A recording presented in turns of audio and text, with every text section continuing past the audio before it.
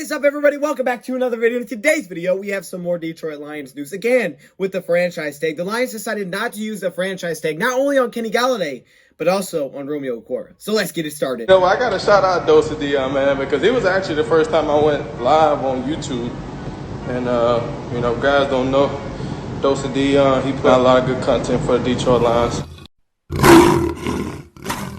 Welcome everybody to another video. Glad you guys are here. And yes, you could say this is some Lions news, but I don't think anybody's surprised by this one. I really don't. I think, hey, some people may have been surprised. There was definitely a shot that Kenny Golladay was franchise tagged, and there was some kind of buzz around that he was going to get the tag. But Romeo, not really. There was never that kind of buzz. I don't think that Romeo was going to get a franchise tag, and let me just tell you why. Well, here's the thing. For defensive ends, a franchise tag this season would have been approximately $17.7 million. That's a lot of damage.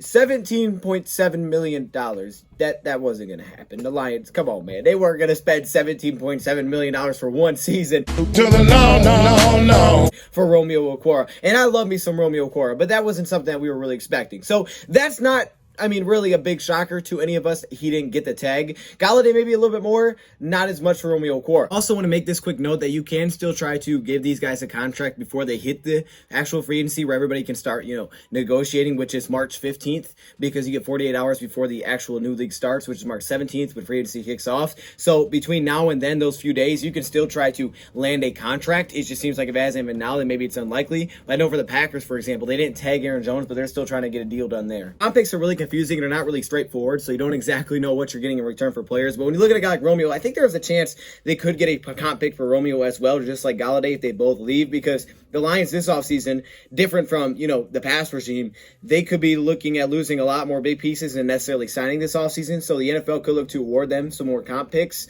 to help them out a little bit. We know that that's kind of how Brad Holmes and, Dan Campbell want to do it. They want to build through the draft anyway. Plus, that's kind of what Brad Holmes is known for. That's why we, really hired him, is because he could draft. I'm pretty sure that was like the biggest factor of us hiring him, is because his draft success. So the Lions could get a comp pick here. It wouldn't be as high as a comp pick if we did get one for Romeo as Golladay, you would assume. Wouldn't be a third, maybe like a fifth or a sixth or something like that. But it does happen. Dallas is projected to get 4 comp picks. Now for the Lions, these would go in 2022, so it wouldn't help you that much this season. But 2022, we could be loaded with draft picks, 2 first-round picks, 2 third-round picks, maybe a comp pick for Romeo in the late rounds. And look, I think Romeo could have been a future piece, and he still can. So we'll see. But the Lions haven't extended yet. It is a little bit concerning. If you try to tag and trade him, you would have had to get over $17 million to tag him. And then you would have to try to find a partner that's willing to take on $17 million for the first season. They're not going to give you a nice return or really anything. So for the Lions, that really wasn't much of an option for them to try to clear that. It would have made more sense if they tried to do it with Golladay, because at least maybe you got a shot. However, you're getting a third-round comp pick regardless. You're thinking you're getting a third-round comp pick 2022 anyway. But, for Romeo, you might not get anything much in return if you trying to give him off for $17 million for one season, where they would have to sign him and then give him an extension after that, most likely, because they're probably not using it as a rental for $17 million. $17 million can get you some of the top players. That's why it's, the tag, because it's supposed to be the top 5 at that position by average. It was interesting, and this kind of goes back to the Golladay situation, as Dave Burkett brought this up, and I thought it was interesting. I shared it with you guys. He said you can't trade Golladay, basically, till he signs the tender. So he could control where he goes to some extent, or force you to wait till 2022 for compensation anyways. Kind of an interesting note there from Dave Burkett on maybe another reason the Lions didn't go with the tag for Golladay. Now, the thing is with Romeo Okwara, I'm a little bit worried that the Lions haven't gotten an extension done with Romeo yet. Golladay, obviously that one as well, because it looks like he's going to be elsewhere. But when you take a look at Romeo Okwara, I'm kind of a little bit concerned they haven't got the extension done. They haven't been able to come to a new deal with Romeo. Again, I'm not surprised they didn't get the tag. I was expecting that, but I would have hoped they would have gotten a deal, and I'm hoping they still do get a deal. I don't know what Romeo Okwara is looking for this offseason. We don't know what these players, they want, what they're looking for. We know he's coming off of his best season in terms of getting pressure. We know that, right? 10 sacks in the season. That's not an easy task. And the defensive line was never healthy at a whole. We never had Everson, Trey, Romeo, Danny, all on the same defensive line at once. We did have that one time last season. He still came up with 10 sacks. Now, I know Trey Flowers takes a lot of pressure off him when he's out there, and Everson did as well. But I'm just saying, 10 sacks, it was a good season for him. He's one of the top pressure guys in the league from that position. So he may be looking for a lot more money. He's still a pretty young player. He may be looking for more money than what is projected. We talked about Pro Football Focus projects at a 3-year, $19.5 million, which is about $6.5 million a season. I would have given that easy. I would have easily gave Romeo Okwara $6.5 million. Giving him $6.5 million, I would have done that. I would have been fine with giving Romeo $6.5 million. But I'm wondering if he's asking for more, or if the Lions don't want to give him that. I'm a little bit worried about not getting Romeo back, because I really want to get Romeo Okwara back this offseason and continue to pair him with his brother. But if he's not brought back, if he hits free agency and he's getting offers from other teams and he feels like he wants to test it because, he wants to test the water, see what's out there, I get it. I mean, I understand it. You want to see what's available. You want to see what teams are willing to pay. So I get it. He does end up elsewhere because teams are willing to give him more and the Lions weren't able to get him to an extension. It's going to be an interesting offseason. To think that Golladay and Romeo both could be gone in the same offseason is going to make things entertaining, to say the least. Definitely going to be a lot of new pieces, but there's a lot of names that come to mind. The first three names that come to mind for me: number one, Trey Hendrickson. Trey Hendrickson just comes to mind instantly, right? Defensive end, New Orleans Saints. He's going to be a free agent. He's projected to get more than Romeo Okwara, but he has ties with Dan Campbell. The next name that comes to my mind, Melvin Ingram. Ties with Anthony Lynn. Pass rusher, right? I was like, oh, Melvin Ingram. Dwayne Smoot, because we did a video on him. But I'm just saying, there's still names out there with ties that the Lions could be more interested instead. All three of those guys I just mentioned all have ties. Smoot to our defensive line coach. Melvin Ingram to Anthony Lynn. You look at Trey Hendrickson to Dan Campbell, right? I mean, all of these guys have connections that I just mentioned. This wasn't a draft pick of the Lions. The Lions actually brought this guy in from New York, Bob Quinter here. So this was another bring in by the Lions. And I got to say, this is probably arguably the second best move they made aside from drafting Golladay. But I was more on the board of Romeo because I felt like financially it just was a lot better on your pockets. It made you feel a lot better if it wasn't projecting him out like $10 million less for every season. I think that feels a lot better on my pockets, plus I can lock to a long-term deal. And it's not like he's just had one good season. I mean, he did play well like we talked about in 2018.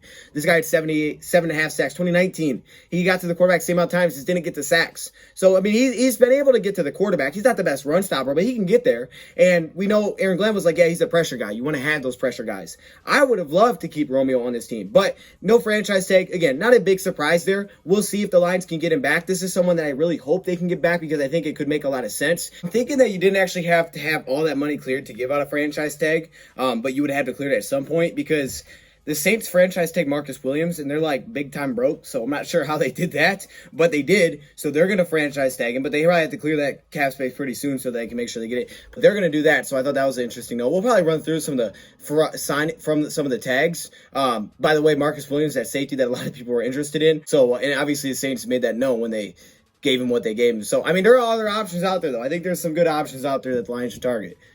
Trey Boston, to keep him with Julian, to not have a huge expensive contract. But once he hits that free agent market, there might be teams out there, because there's the thing, pass rushers don't go cheap. They don't.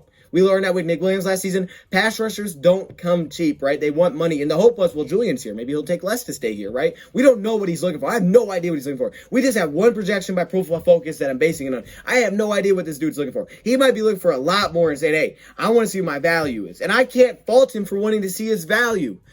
But I wanted to have Romeo back on this team. So I guess, you know what? This is, sometimes this is how it goes. This is how it goes sometimes, right? They didn't bring in these guys. These aren't their guys. And, I mean, look, when you rebuild, this is what happens sometimes. Sometimes when you retool a roster, you got to take these sacrifices and you got to go a different way. It's a lot more, and he wants to go see what he's worth. He's like, because again, we don't know if he turned down an offer. We won't know that. We didn't know the Golladay thing until a year later that he turned down an offer, right? So until that was leaked. So we don't even know. We don't know if the Lions didn't even offer him. If they're like, nah, we don't want him. We're going to go with the guy that we're connected with. Or we like a guy in the draft, so we don't need to bring him in. We'd rather spend our money elsewhere. The Lions could be looking at this saying, hey, we're giving none of these upcoming free agents that were on the roster last season big deals for multiple years. We're not doing it. All right, we don't have connections with them. We're not going to do that.